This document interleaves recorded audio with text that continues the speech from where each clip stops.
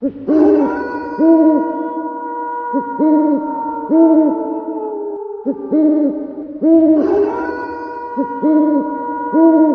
আসসালামু আলাইকুম। আমি এক জায়গায় এক বড় ভাইয়ের সঙ্গে বলকে গেছি। সে বলকটা হলো নীলকমলের ভিটা। সেই জায়গাটা খুবই ভয়ঙ্কর। সেনে বছরের মাথায় একবার মাত্র মেলা হয়। সেই জায়গা পরবর্তীতে সেই সময় পুজোটা হয়, এর ভিতরে কোনো পুজো হয় না। সেই জায়গাটা এমন কিছু আছে।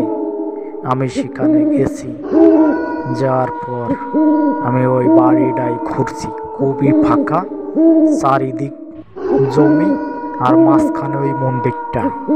সেখানে বড় গাছ আছে, একটা বট গাছ। সেখানে নাকি আজব আজব বড় ভয়ঙ্কর সাপ আছে। খুবই মানুষের মুখে শুনে আমি হয়ে গেলাম, অনুভব করলাম। অনুভব করার পরে শেষে আমি আবার ওই বিরাদার বড় ভাইটা আবার পানি দিতে যাবে ওই বলকে গেলে আমি ওনার সঙ্গে গেলাম। আমার বলো হচ্ছে, তুই কেদার ভিতরে আসিস নিয়ে শূন্য জায়গায় উপরে যে দাঁড়া।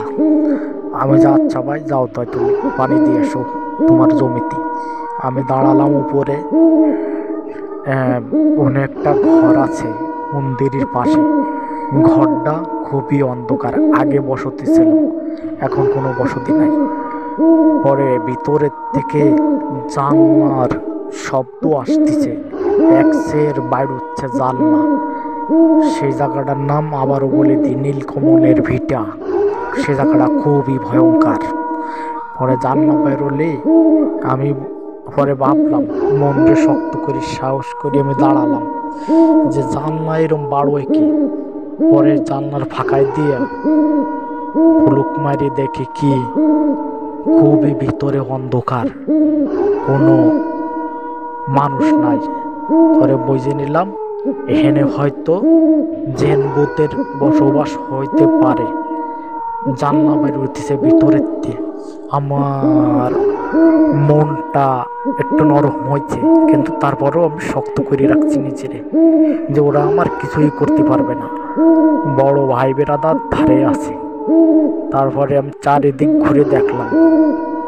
পরে ওখানে একটা ফুল গাছ আছে, ফুল গাছের কাছ থেকে সেলফি নিলাম, ফুল ছিঁড়লাম। পরে আবার দেখি কি, সেই জানলায় জোরে জোরে শব্দ আসতেছে, এক্সের জানলা কপাট বাইর হচ্ছে।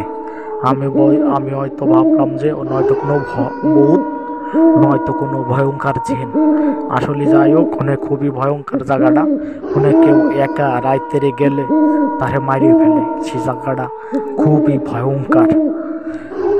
ওখানে কেউ জমিতে পানি দিতে গেলে কেউ একা যায় না, সঙ্গে 2-3 জন নিয়ে যায়। ওখানে কেউ একা দাঁড়ায় না, খ্যানের মাথায় পড়লে তারে মেরে ফেলে।